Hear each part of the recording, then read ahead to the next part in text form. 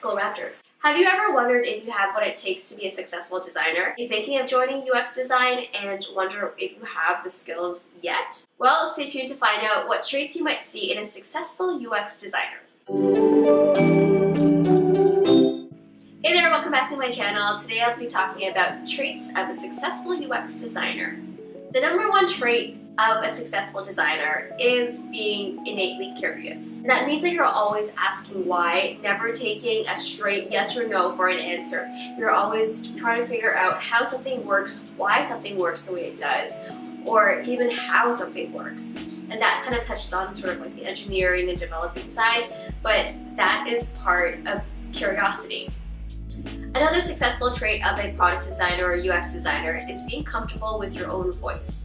And that is something that I still have to get used to while I film these YouTube videos, is having to listen to my voice over and over and over and over. But luckily I do enough talking at work to be able to ease into that comfort once I start editing my YouTube videos. Part of why it's important to be able to be comfortable with your own voice is because you'll be doing a lot of talking, and not just talking from peer to peer, but also in front of large groups and explaining or presenting your designs. In different organizations, this might work different ways, but in a lot of organizations, you'll be presenting to a variety of stakeholders, and that just means people that have vested interest in your designs. Are they the company? Are they the CEO? Are they your PMs? Are they your fellow designers? You have to be comfortable with your own voice because you have to be comfortable talking to different types of people in both settings that are casual or even formal. One other thing about presenting is remembering when you're talking to be succinct. It is important for designers to be able to weave stories and tell stories when they're presenting things, but it does make it much more easy to follow when you are talking succinctly. And succinctly means in as few words as possible to get your point across. It's not really, in a poem it might be more interesting to read these long verbose sentences, but in person when you are talking, make sure that you're keeping sentences short, you're keeping your intonations up when it's a question, down when it's the end of a sentence. This next trait also ties in with the curiosity, and that's always learning. I think this is accurate for all types of industries, but for design, as tech is moving every single year much faster than the last, we have to keep up and make sure that we're keeping up to date with our design skills, knowledge, understandings, constructs, even when it comes to apps and patterns and UI languages. So make sure that you're always keeping up to date, because tech is not what tech used to be 10 years ago, where things stay stagnant for a long time and you're able to stay in the same job, doing the same things for multiple years at a time. It's really not like that. You always have to be sort of ahead of the curve and sort of understand what types of trends are out there or what is actually progressing in terms of different types of UI. Design is ever evolving, and so you have to make sure that you are keeping up to speed with what that means. Does it mean that new UI languages are coming out? Does it mean new pattern libraries are coming out and that you can use them? Does it mean that something is going to be open source now where you can apply to your own learnings or company? The next trait of a successful UX designer is flexibility. It does not mean that you are able to do yoga, but it's actually flexibility in terms of your design style. At the beginning of my career, I used to be so stuck and so set on my design decisions that it wasn't productive for anybody on the team. And as I've learned and grew throughout my career, I've realized that design is supposed to be a very flexible team activity.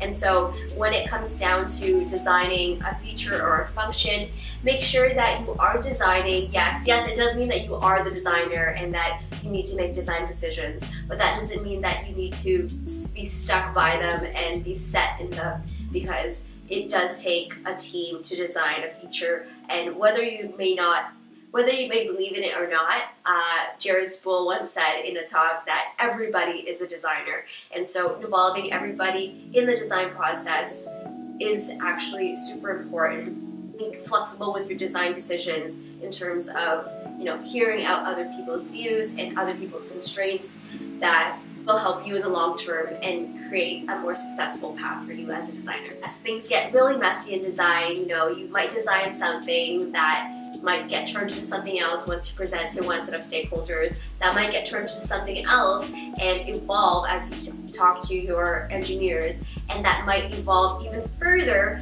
if you talk to your PM. Now, I hope this isn't the case, that it becomes this ever-evolving thing, because there has to be some sort of cutoff at a point.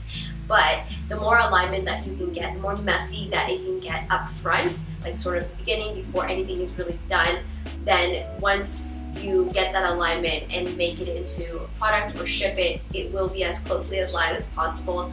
But it does help that you are okay with being flexible and not tying up your identity to your designs and to what you have designed as being part of yourself. And if you give some of it up, that it's almost like you're giving up on yourself, or you're giving up this identity that you've tied to it. And so making sure that you aren't married to your design, and that it does become flexible enough that you can play with and not feel like you've lost a part of yourself in the process. Remembering that it's not about getting your way, it's not about being dogmatic about design, it's more about this end output and what is the best way to get there from a design, technical, product perspective. And so it does require flexibility from a designer, and from everybody in the team. But I think as a designer, being flexible in your designs and your design decisions will really help you. Now, this next trait is something that I feel has been thrown around a lot, and I'm not sure if it's being used in the most, I'm not gonna say correct, if people really understand the true meaning of what this is, and that's empathy. So one of the successful traits of a UX designer is to be empathetic. And empathy is not what a lot of people think it is in terms of, being able to put yourself in someone else's shoes. That's actually sympathy. Sympathy is when you're like, okay, I'm Han. I think if I lived X person's life, that I would feel this way. No, empathy is actually when you don't put yourself in the equation at all, but you are that person living that person's life.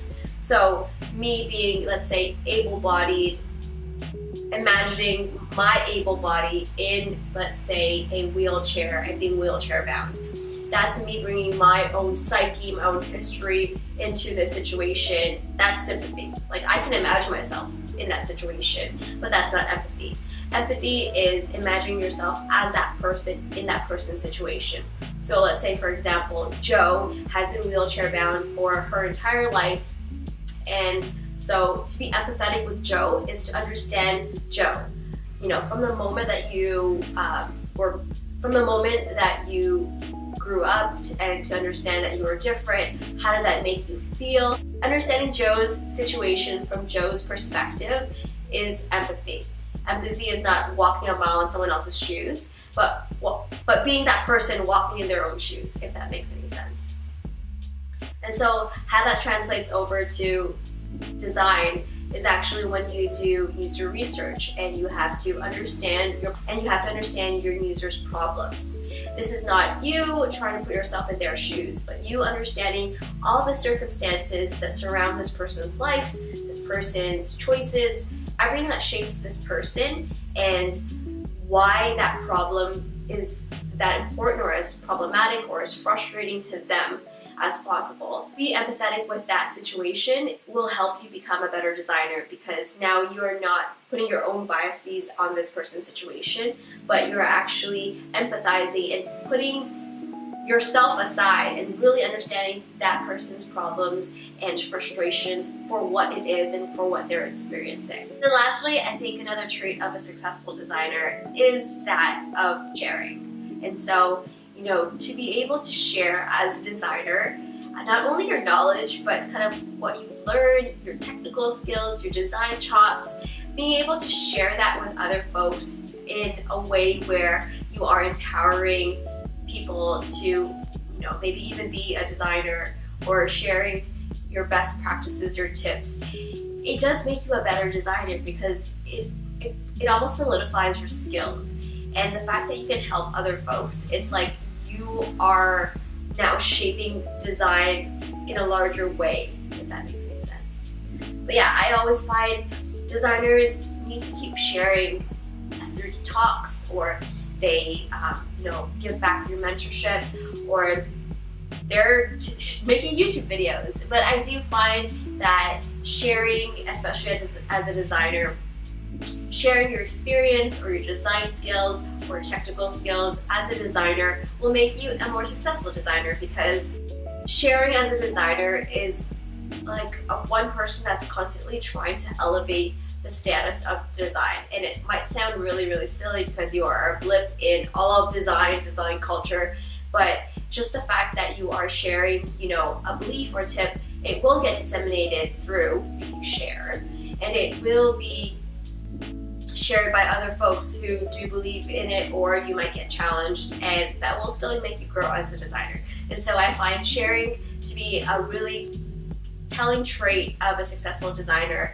and their ability to share is actually sometimes not necessarily an indicator of their success, but an indicator of their own evolution from a junior to an intermediate to a senior to a principal to a thought leader. And so those are the traits of a successful designer. I hope you enjoyed this video, and I hope to catch you next time. Don't forget to subscribe below if you enjoy these videos, and leave me a comment if you agree, disagree, if you can think of any other traits that a successful designer might or might not have, and always looking to your suggestions for new video ideas. So leave me a comment below, it means a lot to me, and I'll catch you in the next video. Bye!